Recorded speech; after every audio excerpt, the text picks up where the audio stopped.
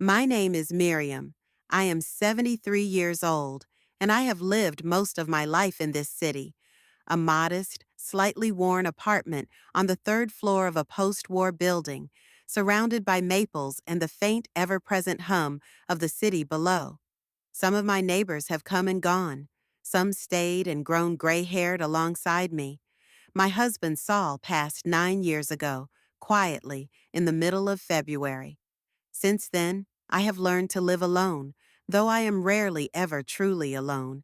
Not as long as I have my son, his family, and my habits to fill my days.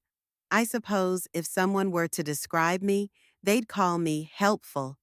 The kind of mother who, even long after the children have moved out, still packs soup for them to take home, or brings over a warm pie. Just because. I don't drive anymore, but the bus line stops at my street and I know every driver by name. My life is simple, tidy, but not small. I wake up early, old habits, and find the silence of the dawn comforting. I put on the radio, classical music, open the curtains, and make myself a careful cup of coffee. Most mornings, I walk 2 blocks to the bakery, then past the playground where, years ago, my son Daniel would spin on the rusted carousel, shrieking with laughter. These days, my steps are slower, my world smaller, but I am not idle. I fill my hours with little purposes. My grandson Ezra needs help with his school fees. There's always some new excursion, some necessary club or after-school program. My daughter-in-law, Hannah, works long shifts at the clinic, and if a casserole can make her evening easier, then I make it. Daniel is a good man, though tired, and I try not to trouble him with my own aches or needs. I have never counted the money or the favors. If the school calls about Ezra's supplies, I pay. If Daniel needs a loan for the car, I offer it and don't mark it down. When their refrigerator broke last summer, I went quietly to the bank, transferred what I could, and let them believe it was a windfall from insurance. The idea of keeping a ledger of what I give, or expecting repayment, has always seemed to me a sort of spiritual poverty, a closing of the fist, not the hand. Once, a long time ago, Daniel gave me a card for Mother's Day. He was 8, I think. He had drawn a heart, crooked in green crayon, and written, "Thank you for everything, Mama." I kept it in a box with old photographs and concert tickets, and sometimes, on quiet afternoons, I take it out and trace the faded letters. That was enough, more than enough. I never wanted gifts, only a gesture now and then to say, I am seen, I am loved. I am not just the hands that pass you bread or money, but a person in my own right. It is a strange thing getting old. You become transparent at the edges.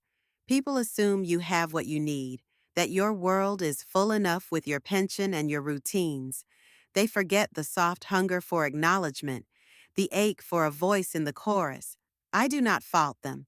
I remember how young I felt at 40, at 50. I remember believing that my mother was a pillar, indestructible, her needs less urgent than mine. I see the same in Daniel's eyes now, a gentle, loving impatience, as if he fears I might ask for more than he can give. But I never do. I have made myself small, careful, never a burden. I have folded myself into the spaces left for me, at the end of the table, on the edge of their busy lives, in the silences between phone calls. I have become expert at being present but unobtrusive. It is a skill, I suppose, learned over years of raising a family and learning when to speak and when to let things pass. Still, there are moments, quiet, unspoken moments, when I wish for more. For the old warmth of belonging, for the surprise of a call just to ask how I am, not what I can do, for a cup of tea brewed by someone else's hands, for a birthday card or a note in my mailbox, or Ezra's laughter as he runs up the stairs to tell me his news. Just something once a year that says, "You are not invisible, but I am not resentful. I have my health, my books, my tiny pleasures.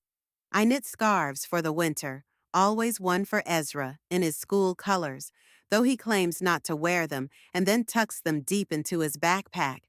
I bake bread, slow and fragrant, and share it with the neighbors. I volunteer sometimes at the library, shelving books and listening to the school children's chatter. I watch the world and I stay involved, even if from a distance. People assume that retirement is a retreat, a kind of waiting room for the end of life. But I see it as a quiet sort of freedom. No one expects much of me now, so I give what I want, when I want. I am generous because I can be. I am careful because I have learned to be. I do not ask for returns. But every so often, as the light fades through the kitchen window, I find myself hoping, just a little, that someone will remember I am here, and that what I do is not my obligation, but my gift. That is who I am. Miriam, mother, grandmother, helper, a woman with a careful heart and a quietly open hand, and, as I would soon discover, a person whose boundaries, long unspoken, were about to be tested in ways I had never imagined. Christmas is the one day of the year when the city truly falls quiet. The buses run less often and the shops close early. The hush on the streets is soft and expectant, as if everyone is holding their breath, waiting for something kind to happen. In the apartment, I light a candle on the kitchen table, more out of habit than faith. The smell of cinnamon and cloves from the cake in the oven mingles with the faint scent of pine from the small artificial tree I set up on the windowsill. My morning starts early. It always does. But today, there's a gentle urgency. I want everything to be right. I check and recheck the oven, run my hands over the scarf I finished knitting the night before, and slip a crisp bill into an envelope for Ezra. I pause for a moment, considering what to write. In the end, I just write, "With love, Grandma." The words look small and hopeful against the white paper. I pack my gifts in an old shopping bag, careful not to crush the cake. I dress in my best sweater, the blue one, the one Saul always liked. Before I leave, I check the list in my head. Keys, phone, bus pass, envelope, scarf, cake. Everything is in its place. Outside, the air is sharp and clean, and I walk to the bus stop with careful steps, watching the city wrapped in holiday stillness. The bus is nearly empty. The driver nods and wishes me a Merry Christmas. I sit by the window and watch the frost on the glass dissolve as the bus rumbles on. My stop is 3 blocks from Daniel's house, a neat row home with a red door, a small tree on the porch, lights twined in the windows. I feel, as I always do, both welcome and uncertain. I am the guest who brings half the dinner, who never comes empty-handed. I knock, and after a moment, Hannah answers, ushering me in with a smile that is warm but distracted. Inside, the house is bright and noisy. Ezra is in the living room, sprawled on the floor with a new set of building blocks. Daniel hurries past, carrying a tray of glasses, looking tired and preoccupied. There is music playing, an old carol, but sped up, as if to hurry the day along. Coats hang from every hook. Voices float from the kitchen. I place the cake on the counter, arrange the scarf in a small gift bag, and set the envelope by Ezra's place at the table. No one seems to notice. Hannah is busy, rushing between the oven and the dining room. Daniel asks if I need tea, but before I can answer, he is called away. Ezra, absorbed in his blocks, only glances up for a second before returning to his world. I take a seat in the kitchen, smoothing my skirt, and wait. More guests arrive. Hannah's sister, her husband, 2 cousins. The house fills with laughter and the low hum of conversation.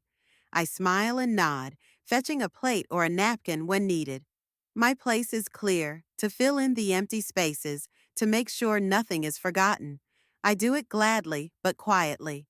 When the time comes for dinner, Hannah calls everyone to the table. I stand in the doorway, waiting for someone to notice. It is only when the plates are passed and the food is served that I realize no one has mentioned the cake. I bring it out myself, place it at the center of the table. Someone says, "Oh, cake, how nice." Ezra asks if he can have a piece before dinner. I laugh and say, "After, sweetheart." We eat. Conversation swirls around me. Stories from work, jokes about neighbors, plans for vacations. I listen, occasionally offering a word, but mostly I observe. I hand Ezra the envelope. He looks at it, then slides it into his pocket without a word. Hannah notices the scarf, holds it up, and says, "Oh, thank you, Miriam. That's lovely." Then she passes it down the table, and the conversation moves on. After dinner, as everyone settles with their plates, Hannah's sister-in-law laughs, sharp, a little too loud. She lifts her glass and says, "Miriam, come on, really. You're retired anyway. Why do you need presents?" The room goes silent for a moment, but it's the silence of people expecting a joke to land. I feel every pair of eyes glance at me, flicker away. Daniel looks down at his plate. Ezra is oblivious. Hannah smiles, embarrassed, and says, "Oh, she's just teasing." I smile too. What else is there to do? I fold my hands, feeling the softness of the scarf's wool against my palm. I say, "You're right. I do get a pension. Thanks for reminding me." No one seems to know what to say next. Someone turns up the music. The conversation resumes, but a little more strained. I sit quietly through the rest of the evening. I watch Ezra play, watch Hannah laugh with her cousins, watch Daniel check his phone. No one asks if I want tea or offers me a seat by the fire. When it is time to unwrap presents, I am not called. I sit in the kitchen, sipping cold tea, and listen to the paper tear, the laughter rise and fall. When it is time to go, I gather my bag and put on my coat. Hannah hugs me, Daniel kisses my cheek, Ezra waves from the sofa. I walk out into the cold night, the street quiet and bright with holiday lights. The bus comes quickly.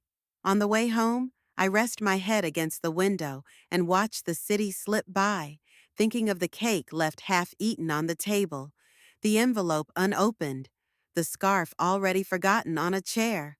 I do not cry. I do not even feel angry, only tired and small and very far away from the center of anyone's life. I did not sleep much that night. The city was hushed in a way that only comes after a holiday, spent as if the world itself was recovering from too much expectation.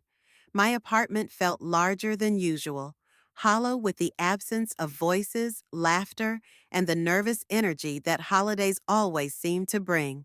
I sat by the window, unwrapping my scarf and folding it carefully over the back of a chair. I made a cup of tea and stood in the kitchen with the lights off, watching the yellow glimmer of a street lamp paint the counter in pale gold. It was late. I could hear the distant rumble of a train, the soft click of my clock. My hands were steady. I replayed the evening, every gesture, every word, the clatter of plates and the glance Daniel shot at his phone, Ezra's soft voice, the laughter that turned cold just as quickly as it started. I remembered the moment at the table, Hannah's sister-in-law with her glass, her easy certainty that I needed nothing, expected nothing, deserved nothing. I remembered the way everyone had looked at their plates, the polite hush that followed, the way Daniel had avoided my gaze. But what I remember most is what I felt. Not anger, not even shame, just a sudden, profound clarity. I realized in that silent room that a line had been crossed, one I hadn't known existed until that moment. I had always told myself I was giving freely, without expectation. But maybe that wasn't quite true. Maybe after all these years, a small part of me had still hoped for something in return. A gesture, a word, an acknowledgement that what I gave was not just my duty, but my choice, that I too could be cherished, not simply useful. I sat with that feeling for a long time. The house around me was filled with small reminders of my years of giving: crocheted blankets, family photos, Ezra's art from second grade. For the first time, they felt like records, not just mementos. A tally of every hour, every dollar, every meal, every favor quietly given and quietly forgotten. I went to bed late, my decision still unformed but beginning to take shape. I lay on my back, staring at the ceiling, listening to the quiet pulse of my apartment. I thought about what it meant to be needed and what it might mean to be wanted. I thought about what I was willing to give and what I might need to keep for myself. The next morning, I rose early. I dressed not in my usual house coat, but in a blouse and slacks. I made coffee, strong and dark, and sat with it at the kitchen table. I looked around my home, and I felt something I hadn't felt in a long time: control. The sense that my life, my resources, my energy, these were things I could direct, not just surrender. There was no drama, no storm of emotion, just a quiet resolve, like the moment you realize a season has changed and you open the closet to take out your winter coat. I told myself, enough, not with anger, just enough. That day passed quietly. Daniel called, a brief check-in. How was I? Did I get home safe? I told him I was well, thanked him for asking. He sounded distracted, relieved not to have to linger. We exchanged polite words. I told him to give my love to Hannah and Ezra. He said he would. We hung up, and I sat in the quiet, letting the last strings of hope fall away. In the afternoon, I made a list, not for them, but for myself. What did I want? What did I need? I wrote down peace, respect, my time back, and, quietly, a little more love for myself. The rest I would take care of tomorrow. The next morning arrived not with a rush, but a hush, like the gentle onset of snow. Light sifted through the curtains, pale and thin, as if the sun itself was uncertain about beginning another day. I lingered in bed a little longer than usual, listening to the quiet of my apartment, the soft clink of radiators, the familiar creak of wood as the building settled around me. I could feel the residue of the previous evening in my bones. Not sadness, not quite bitterness, but a resolve I had not known I possessed. I rose slowly. Instead of my usual robe, I pulled on my warmest sweater and wool socks. I brewed coffee, set the table for one: plate, mug, butter dish, the small jar of apricot preserves I'd bought for myself. I ate in silence, not feeling lonely, but rather, for the first time in years, oddly self-contained. I did not reach for my phone. I did not scroll through messages. The outside world could wait. There were routines to follow, of course, habits formed over decades, little markers of order. I watered the plants in the windowsill, replaced the kitchen towel, set a new candle by the sink. But there was a new current beneath these movements, a quiet intention, a reclaiming. I was not going to wait for someone to ask what I needed. I was going to act. I sat at my small desk by the window, opened my laptop, and logged into my online banking. The familiarity of the process was oddly soothing. Passwords memorized, routines unbroken. I checked the balances. I clicked through the tabs: one for Ezra's school payments, one for the grocery card Hannah used, one for the family's insurance premiums. All scheduled, all automatic, all invisible. A river of giving that ran beneath the surface of our lives, unnoticed until it stopped.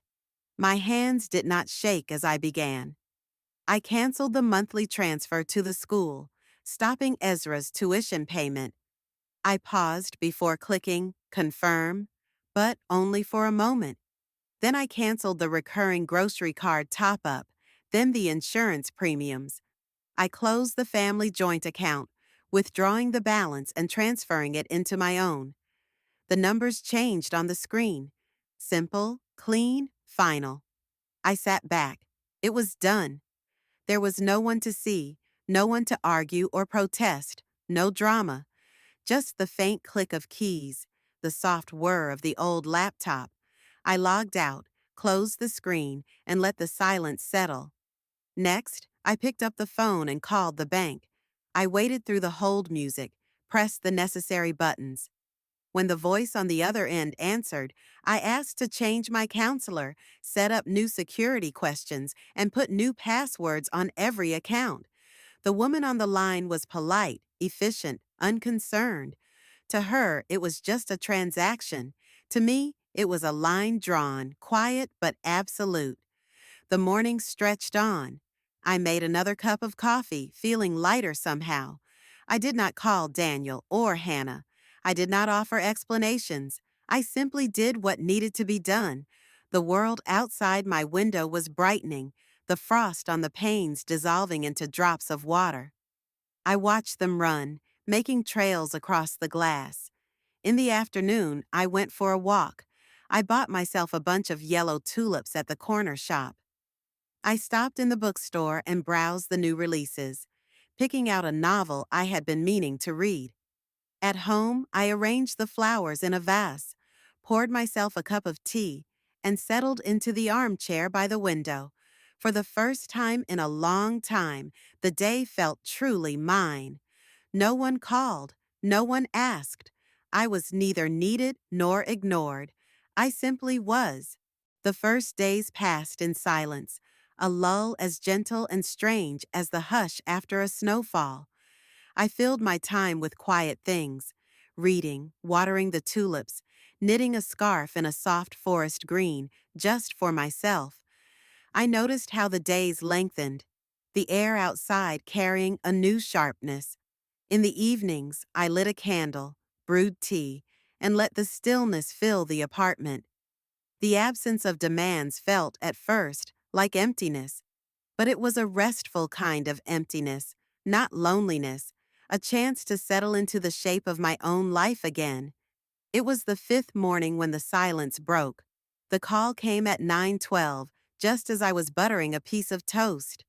Daniel's number flashed on my phone screen. I hesitated, then answered. His voice was clipped, a little anxious. Mom, did you change something with Ezra's school account? They called me about an overdue payment. I let a pause hang in the air, then answered. I decided to save money. Retired after all. He was quiet for a moment. Okay, but the grocery card too? Hannah couldn't pay for the shop. I replied, yes, I stopped that as well. I need to be more careful now. Prices are going up everywhere, you know. There was another pause. He was waiting for something, an explanation, a reassurance, maybe even an apology. I offered none. The silence stretched, then he cleared his throat and said, right. Well, just let us know if you need anything. Thank you, Daniel, I said. My voice was even. I will. That was the first call. By the afternoon, Hannah messaged, brief, polite, skirting the subject, but asking if I had trouble with my bank. I replied simply that everything was in order. The next day brought a second call. Daniel again, this time sounding a touch frustrated. Mom, the insurance payment didn't go through. They called us. Is something wrong? Nothing's wrong, I said. I just thought it was time I focused on my own expenses. Again, the silence. This one colder, more pointed. You could have said something. I could have, I said, but I didn't think it was necessary. You're both doing well, aren't you? He hesitated. We are. We're fine. I'm glad, I said and meant it. Take care of yourselves. There were no tears, no scenes, no shouts, only the friction of a pattern disrupted, a machine gone suddenly quiet. I ended each conversation with the same calm. I'm just saving now, retired after all. By the end of the week, the calls became less frequent. The household, I imagined, was learning to adjust. I didn't gloat. I didn't apologize. I simply lived my days, content, a little lighter, and with a sense of space I hadn't felt in years. By the second week, the quiet had grown heavier, a stillness disturbed not by phone calls, but by footsteps. Late one morning, as I was folding laundry and listening to the radio, the buzzer rang, sharp and insistent. I opened the door to find Daniel and Hannah standing in the hallway, their faces drawn and worried, Ezra trailing quietly behind with his hands stuffed deep in his jacket pockets. They didn't wait for an invitation, just stepped inside as if urgency itself gave them permission. I greeted them gently, offered tea, which they declined. We all sat, awkward, in the living room. I noticed how my home felt suddenly small and fragile, as if too much emotion might crack its walls. It was Hannah who spoke first. "Miriam, this is all a bit much, isn't it? Stopping everything like this. You could have just said if something was wrong." Daniel nodded, not meeting my eyes. "We just, it's been difficult. Ezra's school called again, the insurance people too, the groceries. Hannah had to borrow from her sister." I listened. I let them talk. I kept my hands folded and my voice quiet. When the words slowed, I said, "Do you know how much I've transferred to you in the last 10 years?" There was a stunned silence. Daniel looked up, searching my face, but found no answer. Hannah shook her head slowly. Ezra watched his shoes. I smiled, not bitterly, just gently. "I know, every penny, every little bit, every emergency, every time the fridge broke or a bill was late. I know it all." They were quiet. The weight of unspoken things pressed on the room. The years of silent giving. The expectation that I would always be there, always ready to smooth the way, always invisible. Hannah said softer, "We're grateful, Miriam. Of course we are. We just never thought you'd stop." I met her gaze. That's the trouble with silent help. After a while, people stop seeing it altogether. No one had anything left to say. Daniel cleared his throat. Ezra picked at the cuff of his jacket. Hannah smoothed the sofa cushion as if arranging her thoughts. The conversation limped on, circling around the subject, but never quite landing anywhere safe or honest. They spoke of practicalities, future payments, maybe just a pause, maybe a partial return to old ways. I listened, but my decision didn't waver. I simply said, "Right now, I need to look after myself. That's all." They left an hour later, their words polite, but their confusion plain. As I closed the door, the apartment felt peaceful again, even as the echo of their presence lingered. I sat by the window, hands wrapped around a cup of tea, and watched the city go about its day, knowing something important had shifted, something that couldn't be put back as it was before. The house was silent after they left, a silence that felt earned somehow, rather than imposed.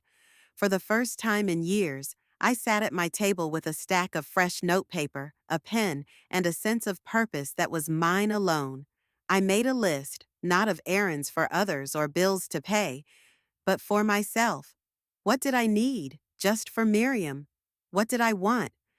The questions felt strange, a little selfish, but also deeply right.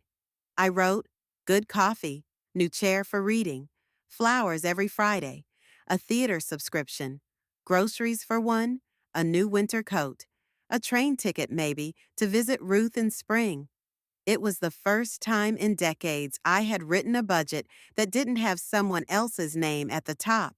The exercise was practical, but it was also a quiet declaration.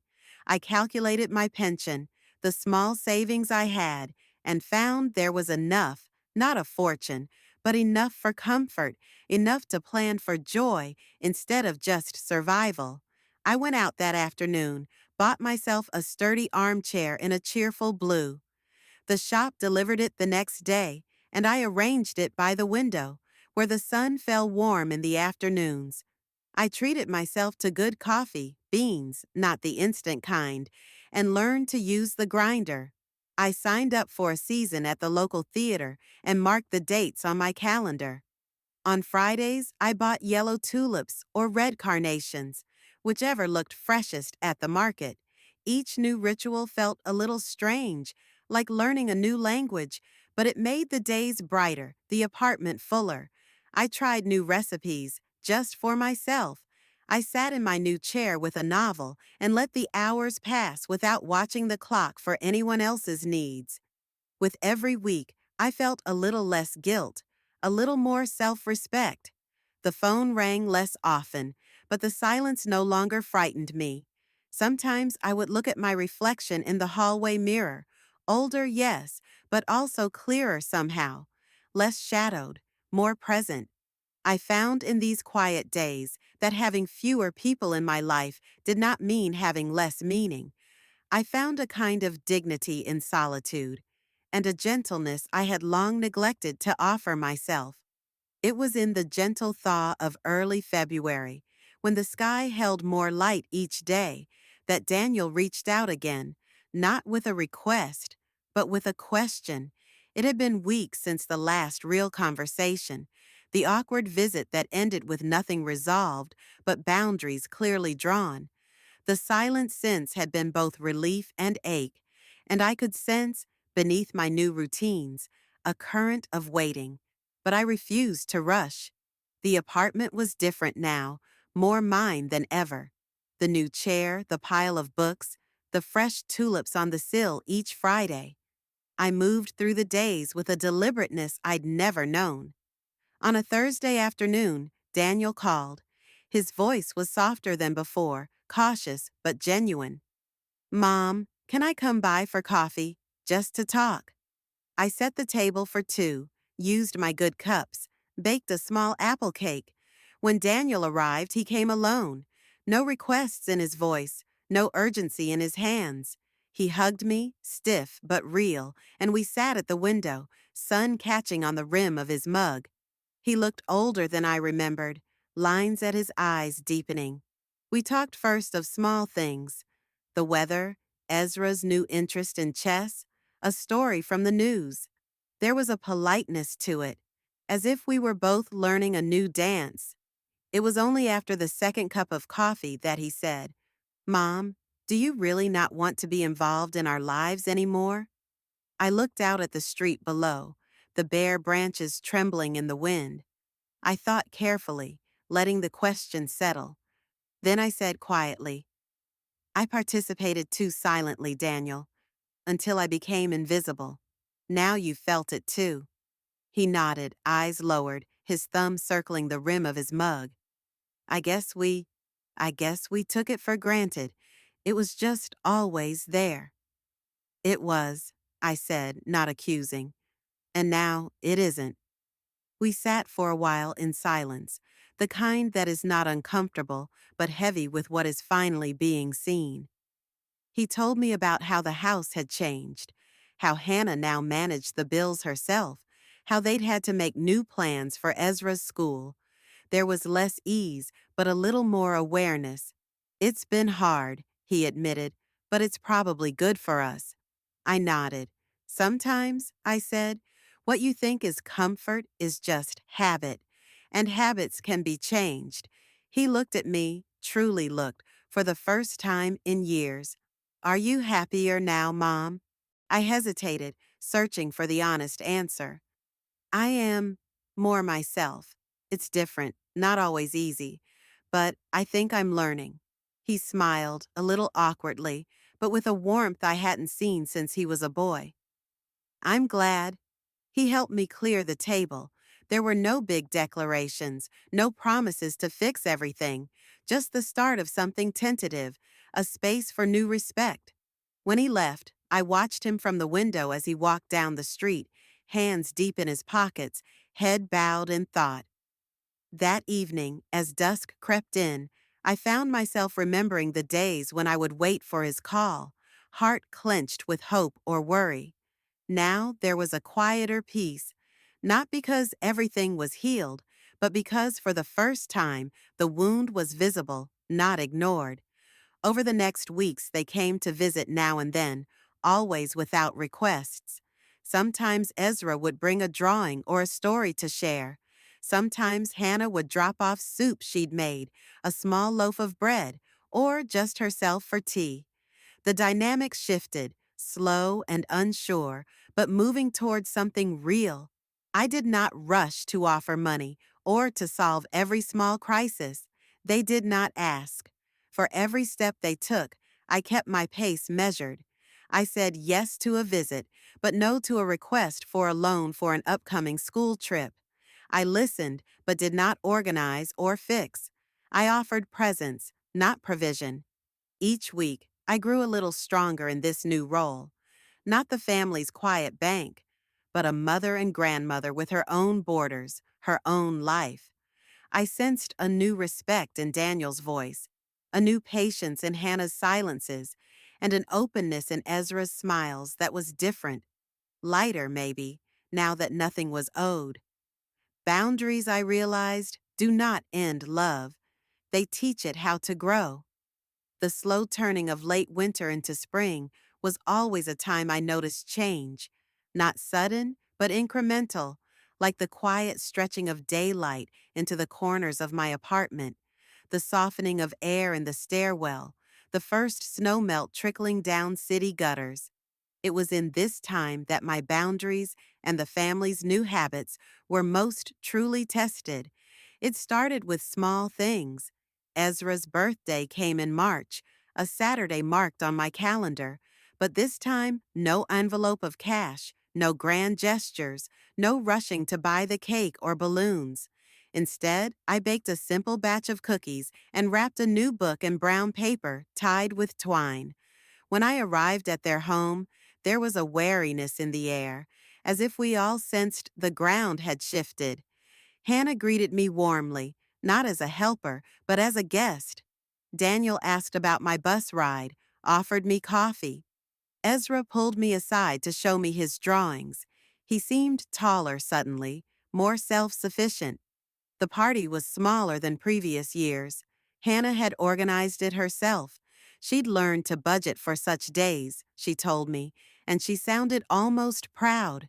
I sat in the kitchen for a while, listening to the thrum of children's laughter, the soft scrape of plates, the easy, unhurried way the day unfolded. I did not stand in the background, waiting to be called upon to help. I took my place at the table, chatted with the other parents, and watched as Daniel and Hannah managed the small storms and joys that came with hosting. I felt both distant and closer than I had in years, witness to their growth, not the architect of it. There were small hesitations. At one point, Daniel asked, "Mom, do you have any tips for getting stains out of the tablecloth?" I smiled. "Soak it in cold water first, but don't scrub too hard." He laughed, a little sheepishly. "You always knew how to fix everything." "I did," I said, "but now you do too." Later, when Ezra opened his gift, he hugged me and whispered, "Thank you, Grandma." There was something in his voice, a real gratitude, unforced. I felt a sting behind my eyes, but I only smiled, ruffled his hair, and let the moment pass. In the following weeks, the visits continued, not with expectation, but with intention. Hannah stopped by one Sunday morning, bringing pastries and a newspaper. She settled at my kitchen table as if it were the most natural thing in the world, chatting about work, her sister, the small headaches of adulthood. There was no underlying request, no unspoken hope of money or a favor. We drank tea, laughed, and she helped me rearrange my bookshelf. Before she left, she squeezed my hand, a silent thank you for the company. Daniel came by twice that month, once with Ezra, who wanted help with a school project, and again alone, just to talk. Our conversations were different now. There was a slowness, a willingness to listen. He asked about my book club, about the play I'd seen at the theater, about the tulips I always kept on the windowsill. I answered with stories, not lists of errands. He listened, really listened, and I saw in his face the slow work of understanding. Not everything was simple. Old habits died hard. Once, when Hannah was stressed over an unexpected bill, I caught the look Daniel gave me, a flash of the old pattern, the unspoken hope I would step in. I didn't. Instead, I offered her a cup of tea and asked if she wanted to take a walk to clear her mind. She smiled, grateful for the gesture, and we walked together through the park, silent much of the way. That night, Hannah texted, "Thank you for today, not for fixing it, just for being there." As spring crept in, my apartment became a sanctuary for myself and, sometimes, for them. I kept the boundaries steady. When they asked for advice, I gave it. When they came for comfort, I offered presence. When they came for money, I reminded myself and them that love did not mean surrender. There was resistance at first, but gradually we all found a new rhythm. Sometimes I caught myself wondering if I was being too hard, too distant. But then I remembered the hollow ache of invisibility, the empty, thankless years. This new way was not cold, it was honest. The family was learning to see me, and I was learning to see myself as more than a service, more than an endless well of giving. On bright afternoons, I'd sit in my blue chair, open the windows, and read as children played below. I began to feel a contentment that wasn't dependent on anyone else's comfort or approval. My life was mine at last, and the people I loved were still there, nearer somehow, for being met on equal ground. The next family holiday was quieter, but richer for its new rules. We ate together, talked of the past and the future, and when the time came to clear the table, Daniel insisted I sit, that I was the guest. I watched them moving through their routines, managing, growing. I realized then that I hadn't lost them. I'd simply met them again at a place where love and respect could finally coexist. The year turned quietly, without drama, no sudden thaw, no blizzard, just the persistent, gradual change that marks true transformation. I spent the summer tending window boxes, reading long books in the blue chair by the window, inviting Ruth for tea on warm afternoons. My apartment filled with the low hum of contentment, punctuated by visits from Daniel and Ezra, the occasional knock of Hannah on the door, a life full but not crowded. There was space, at last, for Miriam, the woman I'd long put second to everyone else. I noticed how my days found new rhythms. I walked to the bakery every Tuesday, bought flowers every Friday, went to the theater twice a month, and learned to say yes to small pleasures.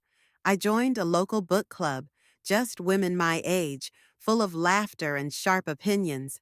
I took a watercolor class and painted timid landscapes, rivers, bare trees, the city's distant skyline. My pension, carefully managed, afforded me these joys, not luxury, but freedom.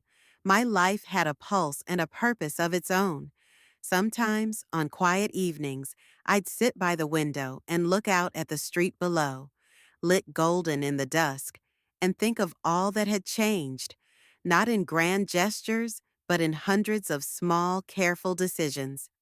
I had become, in the truest sense, a person with a life of her own. Christmas came again, almost before I was ready. The air grew crisp, the city humming with anticipation. For the first time, I felt no anxiety at the prospect of the holiday. I baked a single cake, lemon for myself. I bought a small gift for Ruth and wrapped it in brown paper. I did not prepare an envelope for Ezra or buy extra groceries for Daniel's family. Instead, I spent the morning listening to music, reading a book, and letting the gentle light fill my kitchen. When I was ready, I put on my favorite sweater and walked to Daniel's house, carrying nothing but myself. Their house was warm and bright. I rang the bell, and Hannah opened the door, her eyes flickering for a moment when she saw my empty hands.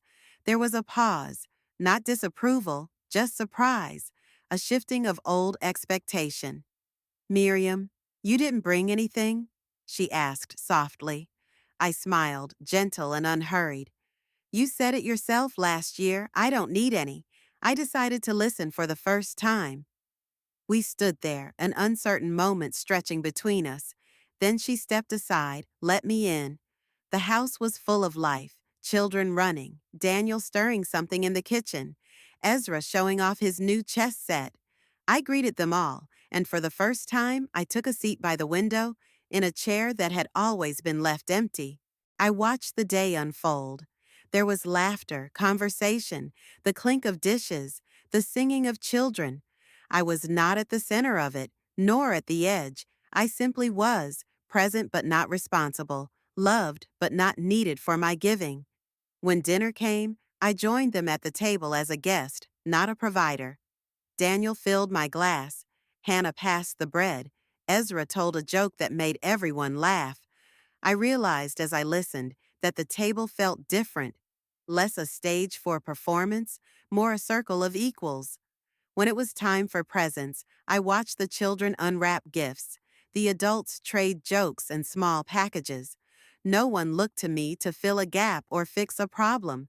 My absence as benefactor was not an emptiness, but a space where new, healthier bonds could grow. After dinner, as the house quieted and the night pressed close at the windows, I slipped away for a moment, stood by myself and looked back at the family I had helped shape, but could no longer claim as my project. I felt a peace, gentle and whole, settle over me. I belonged at last, not because I gave, but because I was simply, finally, myself. When I left, Hannah hugged me at the door, no longer just polite, but warm, sincere. Daniel squeezed my hand. Ezra called after me from the stairs. The city was cold and glittering under the Christmas lights as I walked home, but my heart was light, my mind quiet. I sat by my own window that night, a cup of tea in my hands, watching snow begin to fall. For the first time in many years, there was no empty desk, no invisible labor, no quiet ache for recognition. There was only the fullness of a life reclaimed and a table at which I was simply expected to be, and was.